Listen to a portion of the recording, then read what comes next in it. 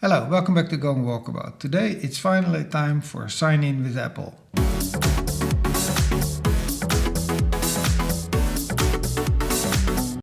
In the previous episode you saw how I linked an Apple ID to an existing Firebase account. I did that to make it possible that a user that used to have an email and password sign in can add an Apple ID and then can continue signing in with Apple.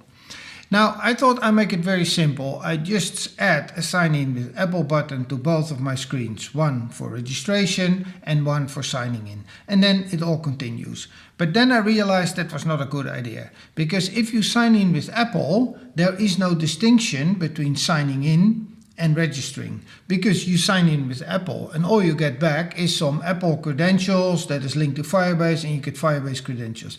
And then whether you sign in that user or register the user, that's up to you in the application. And since I want to make everything as frictionless as possible, I decided I'm going to change the whole thing.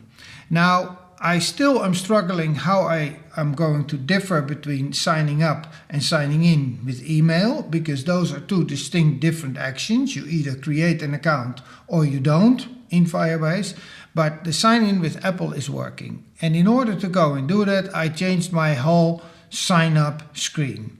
If you remember, I would get on a screen, if you were not signed in or logged out or whatever, where you could choose to register or signing in. And now I've gone to this sign in screen where you can continue with Apple, no matter whether it's signing up or signing in, or you can use your email password. This part is currently not working because I will think about that later, because I need to toggle between signing in and registration. But to continue with Apple, I can press the button, I get some Apple sign in screen, and I can continue. Now, of course, on the simulator it's not working. I'll demo it on a device a little bit later, but let's go through what I had to do this.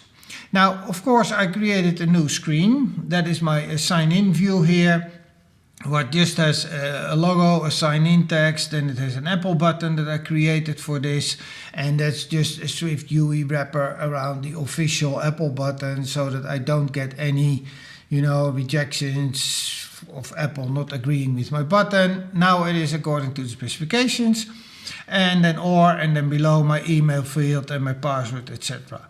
Now, of course, this view is linked to a view model. That's my sign in view model here, where I have my email password because that is still going to exist.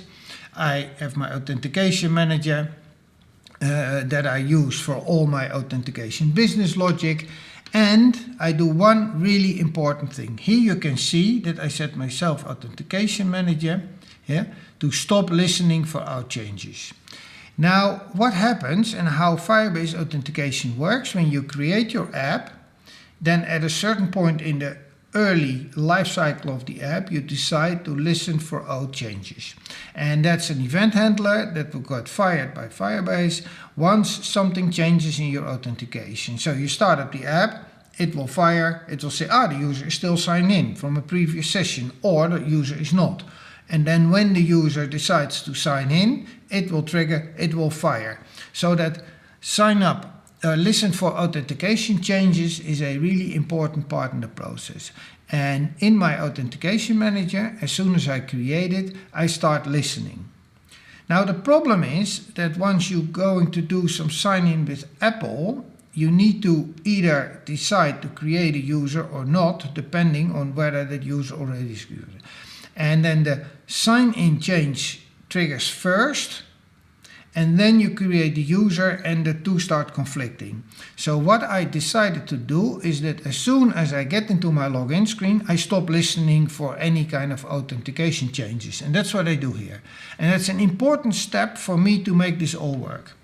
Now, if we press this button, we get into the sign in with Apple here.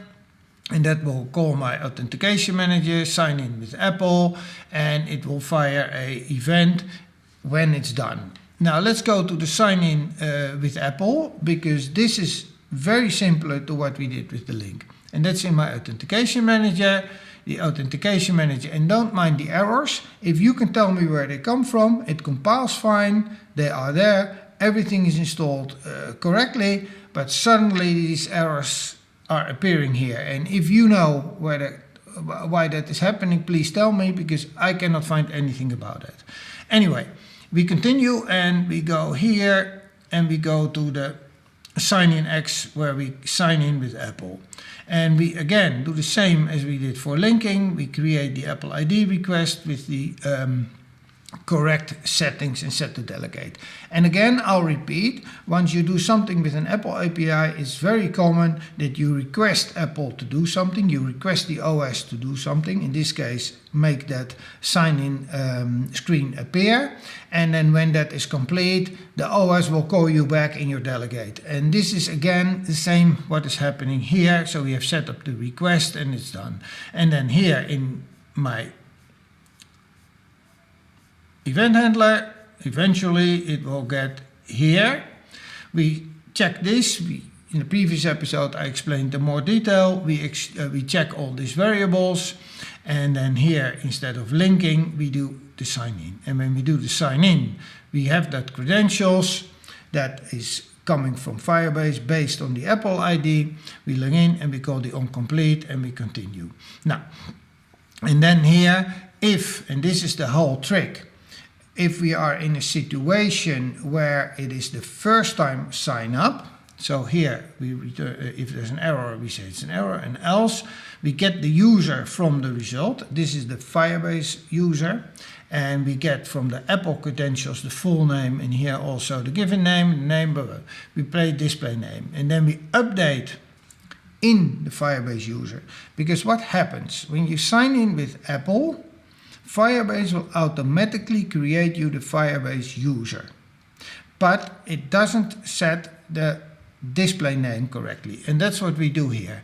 But you only get this full name and given name the very first time you log in. That's what I explained. If your app is already registered with your Apple ID, you don't get it, but the first time you do. So here I update basically the profile read changes. This is just a way to update the display user with the correct name. And then I can continue. Now, and then here in the end, here I call my onComplete, and my onComplete I pass in the Firebase user, and when that is done. And then we come back here in my sign-in model. Yeah. So now we have a user, because if there's an error, we show an error. If we have got the user signed in, and now we have to deal with the fact that it could be that this user already exists in our data store and already signed in before, and then we continue, or we need to create it. So I provide some user data, and then I have created a new function here in my user. We can go here, and this function will first check if it exists. If the document exists, here we have a user and we can continue. We do on success, we get the user, and otherwise we just create the user with the data provided and we continue. And now I have a very seamless way of doing it. As soon as you use your continue with Apple button, then if we find a user, we log you in. If not, we create a user and you get to exactly the same situation. And this way it is frictionless, it's very simple, and it really, really works. So let's go and do a demo about that. Let's go to my device and set up some recording here, so I can show you what is actually happening here. And let's go to the app. And the app is showing the sign in with Apple button, and we press the button, and what you see now is all the details. And here I can choose to share my email or not, but it gives me my name, etc. So let's continue. Checks my face, and it will go and create the user. Now, as you can see, I'm signed into the application. Of course, I don't have any trips yet, but here I have a user and it works. And it has done everything now. It created the user in Firebase, it signed me in. So it's really, really seamless. So let's go and log out of this user.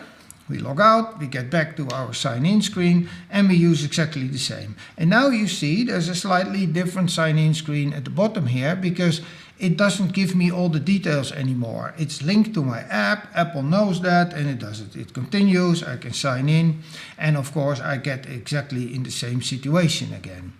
And this is exactly how it is supposed to work, how it does. It's fine, but you have to remember you can only repeat the first step if you remove your app from your Apple ID, as I explained in the previous episode. So if you missed that, go and check that out because it is important.